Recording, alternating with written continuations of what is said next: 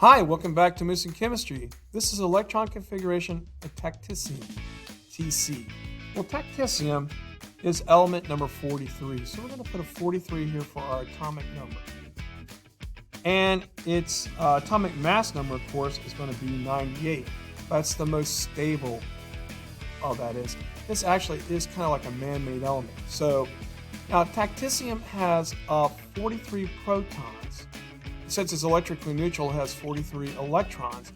And what about the neutrons? Well, remember we go AMU minus our protons equals the number of our neutrons, right?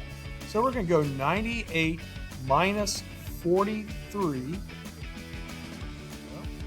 and that's going to give us 55 neutrons, right? So we're going to write 55 down. Pretty snarly, huh? And of course, we're going to clean up a little bit of our excess writing here. So now, getting back to our drawing.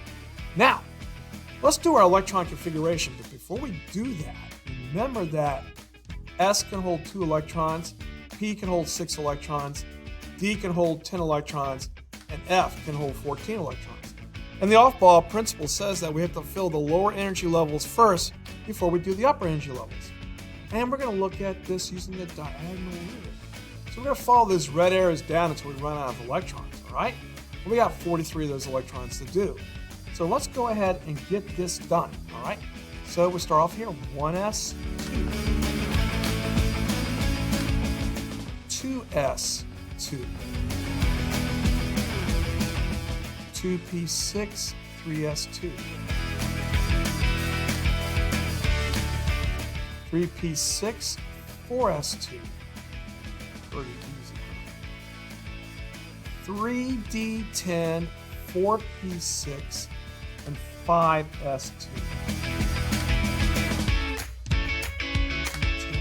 4p6, 5s2, and last but not least, 4d5. Okay, now let's look at our orbital notation using Hund's rule. Now remember, Hund's rule talks about using suborbits in arrows. So an up arrow in every suborbit before you start the down arrow of that particular suborbit.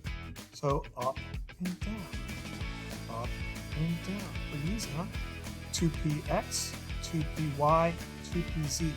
Hund's rule coming in right now. There you go. That's it. See how that works?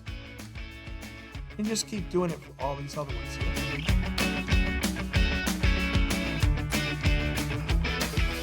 For us,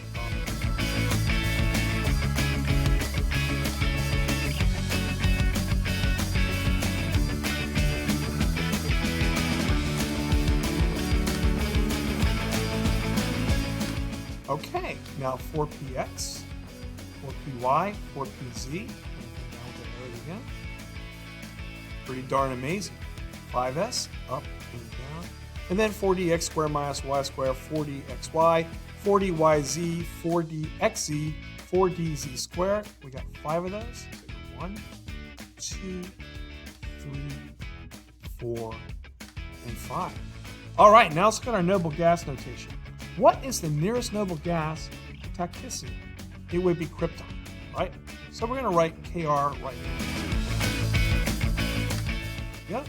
And we're going to look at our valence shell, which is this one right here. Here's your valence shell. So it has the highest shell, which is 5s. So we go 5s2. Or are you going to do what you're supposed to do? That's a common mistake. Okay? So what you really want to do is this. You want to write it in numeric order. I did that to show you what a lot of people do. They tend to put that 5s2 and 4d5 in. That's wrong. I wanted to show you that. When you do noble gas notation, you have to do it in numeric order. So it'd be 4d5, 5s2. Remember that, okay? Because a lot of people make that mistake.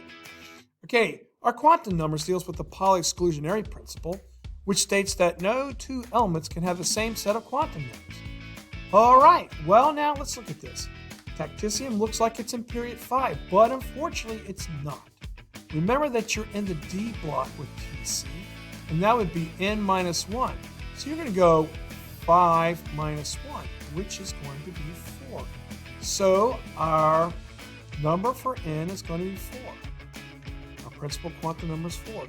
The L angular momentum is going to be 2 because if it's in the d block, it's 2. And let's look at our magnetic number. Okay, let's see which number that's going to be.